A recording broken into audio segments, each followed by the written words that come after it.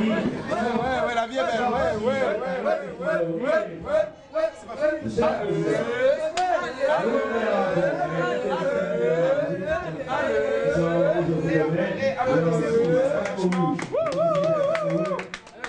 Rose-Lise était, elle aussi, du voyage à Orsières.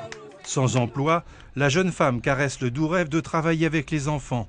Mais en attendant, une formation d'agent territorial spécialisé des écoles maternelles, elle a choisi de partir. Il n'y a pas de la neige, il y a du soleil, il fait chaud et voilà. Bienvenue chez moi, c'est ici que j'habite.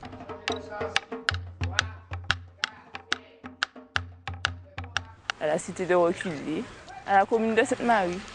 C'est une copine qui m'a inscrite, comme elle sait que je pratiquais de la danse traditionnelle avant.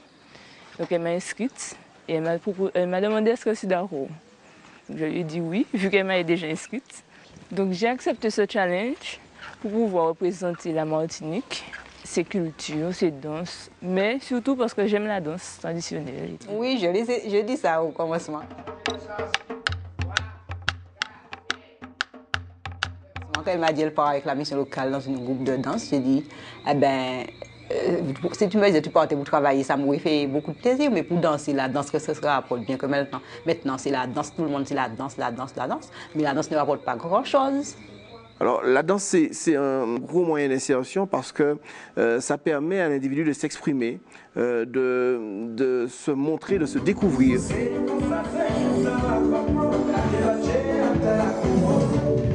Où l'individu, à travers son expression scénique et à travers certains comportements, grandit et mûrit et acquiert de l'expérience. Les candidats pour le ski. Je l'ai réveillé ce matin pour aller prendre des cours de ski. Il y a le directeur de l'école de ski qui veut former les jeunes ce matin, donc à 9h30, 10h sur la tenue, les techniques de base du ski. Donc hier soir, ils sont allés se coucher un petit peu tard. Et là, le réveil est un petit peu difficile. Alors j'espère qu'elles vont pouvoir venir puisqu'on a pris les rendez-vous. Et là, ils n'ont même pas compris le petit-déj. Alors bon, c'est un petit peu compliqué. Bonjour, je sais que le réveil est difficile. Ben ouais, on vient vous réveiller pour le ski. Depuis plusieurs années maintenant, Orsières a axé son développement vers une clientèle ultramarine. Des Réunionnais, les premiers, sont venus skier dans ce village des Hautes-Alpes. Cette clientèle de l'océan Indien représente aujourd'hui environ 300 personnes. Ces skieurs de l'hémisphère sud profitent de leurs grandes vacances d'été pour séjourner à Orsières en janvier, et plus particulièrement en saison creuse pour la station. Une opportunité ultramarine qu'Orsières a su saisir et développe aujourd'hui en invitant cette délégation martiniquaise aux joies de la glisse.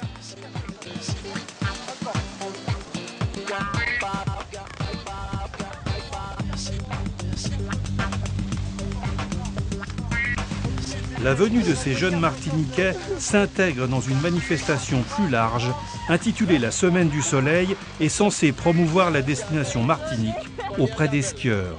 Cette animation a été co-organisée par la mission locale Nord-Martinique et les villages Club du Soleil en partenariat avec le comité martiniquais du tourisme, la direction des affaires culturelles, ainsi que la direction des entreprises, de la concurrence, de la consommation, du travail et de l'emploi, et l'Office du tourisme d'Orsières. L'accueil des Martiniquais a surpris effectivement hier parmi l'Office du tourisme nos clients.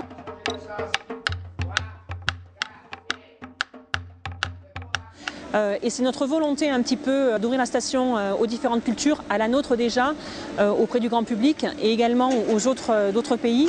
Parce qu'on est une station de sport d'hiver où il y a énormément d'activités de loisirs ou des activités sportives et on occulte trop souvent la culture. Et qu'est-ce qui fait justement d'une destination ce qu'elle en est aujourd'hui? C'est véritablement les hommes et les hommes à travers toute leur histoire et leur culture.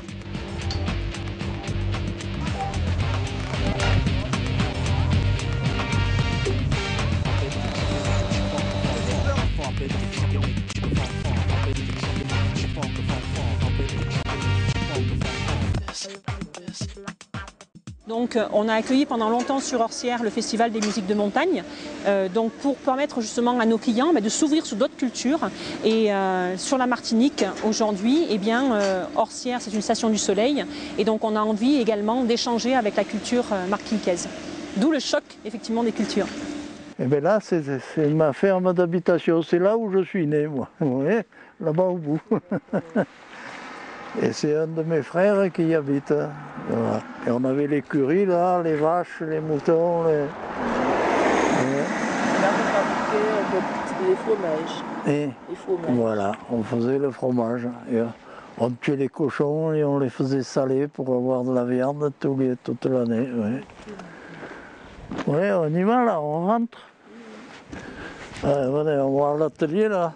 Mémoire vivante de la station, Joujou fut le premier moniteur de ski d'Orsières. Il sert de guide à Lydia et à Roselise, qui pour l'occasion ont séché les répétitions le temps d'une visite privilégiée de l'atelier des souvenirs du vieil homme. Et alors là, j'ai ma collection de chaussures et de ski. Ouais. Ah d'accord, donc c'était Ouais. ça avant.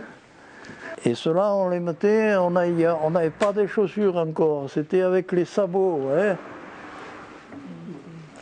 Les semelles en bois. Ouais, ça c'était nos chaussures de ski. Et puis après, ouais, après c'était les chaussures cuir. Mais même... Qu'est-ce que c'est ça? Sérieux?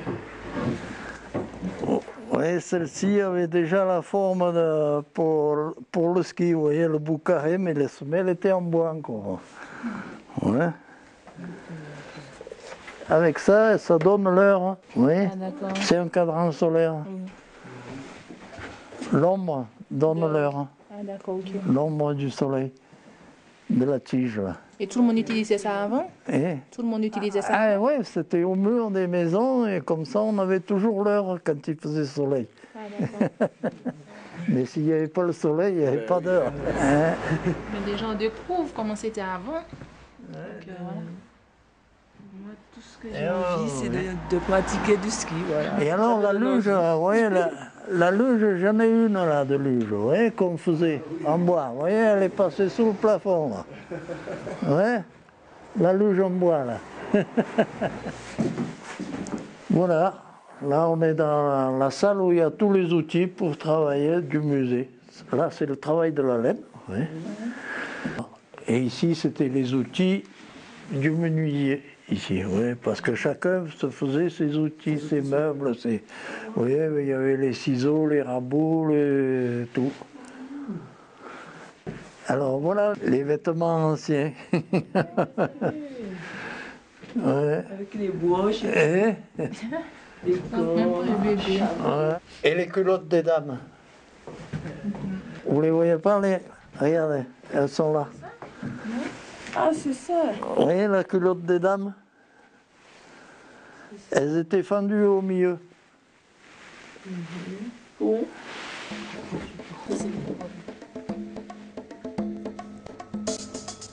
Toi, je vois si tu as bien mis au milieu. Choc des cultures, choc des climats et des modes vestimentaires, mais par-delà l'Atlantique, deux patrimoines qui tiennent à rester vivants. Ce sont des modèles types. Ce sont des modèles types puisque ça fait partie de notre patrimoine. Le costume, c'est le costume qu'on dit jupe corsage. C'est vous qui avez fait tous ces costumes, Francine?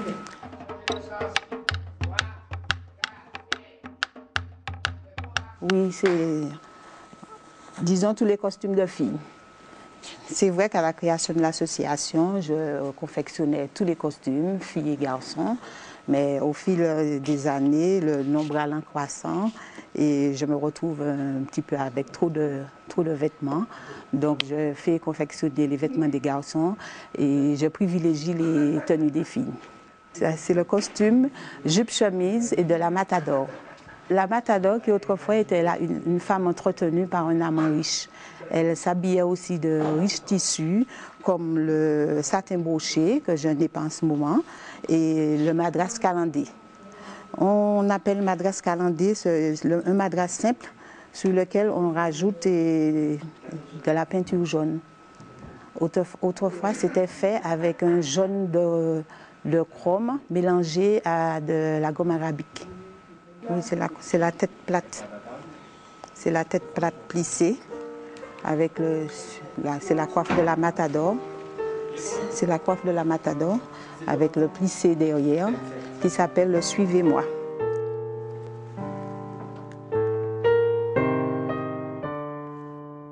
Pour moi, ce n'est pas un gars parce que c'est la tradition du pays, de la Martinique en fait. Donc venir ici et venir avec notre tenue, notre tenue traditionnelle, c'est représenter la Martinique, ses traditions en fait. Donc pour moi, c'est un honneur en fait. Les dernières retouches, parce qu'on essaie de faire quelque chose de différent chaque jour, ce qui n'est pas évident, c'est même très prétentieux, mais on essaie de s'y tenir. Et donc chaque fois, c'est comme un nouveau spectacle. Donc effectivement, on voit un petit peu quelques placements, quelques derniers arrangements avant le grand saut. Je me sens prête, mais je stresse toujours en fait, toujours avant de monter sur scène. En fait, c'est le peur de rater un pas ou quelque chose. Tu vois. Je les sens toujours motivés, un peu fatigués parce qu'on arrive un petit peu au milieu du séjour. Mais ça va, ils sont là. Je sais que la fatigue elle s'en va direct quand on met les pieds sur la scène, donc j'ai pas peur. Au contraire, j'aime bien quand ils sont stressés un peu parce que ça donne un petit peu d'adrénaline. Quand on a trop la confiance, des fois on a tendance à un peu oublier.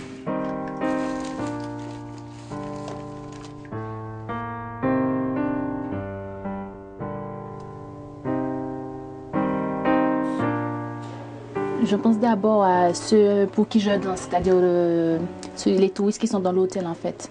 Je pense déjà à eux, leur faire apprécier le spectacle. Puis après, je pense à mes parents, à ma famille, etc.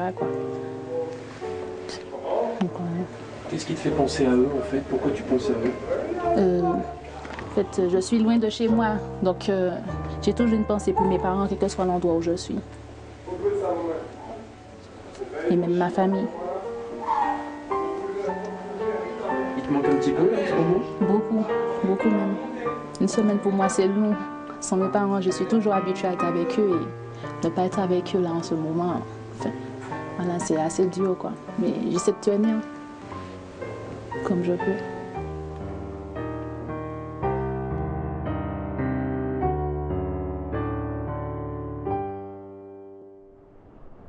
Je regarde. La fumée se précipite en cheval sauvage sur le devant de la scène, hurle un instant la lave de sa fragile queue de paon, puis se déchirant la chemise, s'ouvre d'un coup la poitrine, et je la regarde en île britannique, en îlot, en rocher déchiqueté se fondre peu à peu dans la mer lucide de l'air, où baigne prophétique ma gueule, ma révolte, mon nom. Mesdames, Mesdemoiselles, Messieurs, bonsoir. Est-ce que ça va? Voilà, très bien donc avec vous ce soir au village Club du Soleil à la Martinique. La Martinique vous présentera quelques danses, des danses qui seront exécutées par le costume authentique, également le rythme de tambour de chez nous, avec le tibois qu'on appelle le bambou, ainsi que le tambour de Koala.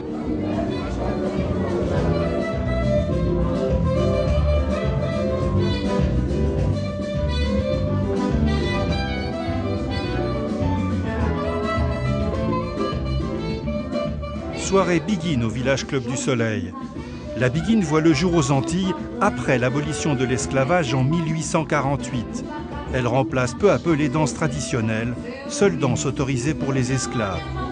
La Biguine est une musique née de plusieurs influences, comme le bélé ou la polka.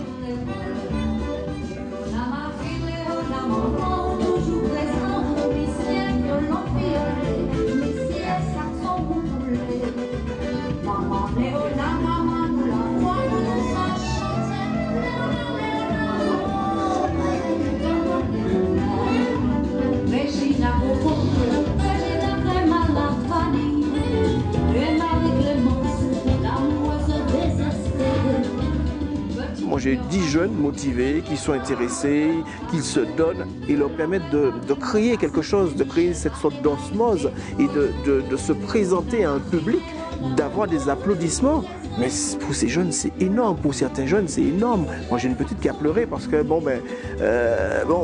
la pression montait et elle se rendait compte qu'elle avait su se dépasser et qu'elle avait su réussir un petit bout de projet. Même si techniquement, au départ, il y avait des lacunes, mais c'est bien ça le but de la manœuvre. C'est permettre aux gens de voir qu'on peut combler des lacunes et qu'ils sont capables de réussir. Parce que nous avons souvent des jeunes qui sont en échec et ils pensent que l'échec scolaire, anéantit tout le reste. Non, au contraire, lorsqu'on leur démontre qu'ils sont capables de réussir, comme là, on a lancé la première soirée, à la fin, les gens se sont congratulés parce que on était conscient qu'on avait réalisé un rêve, qu'on avait dépassé le rêve et que les gens applaudissaient. Pour des jeunes, certains qui n'avaient jamais fait la danse traditionnelle, nous avons parmi qui avaient déjà fait la danse traditionnelle, mais certains n'avaient jamais fait de danse traditionnelle.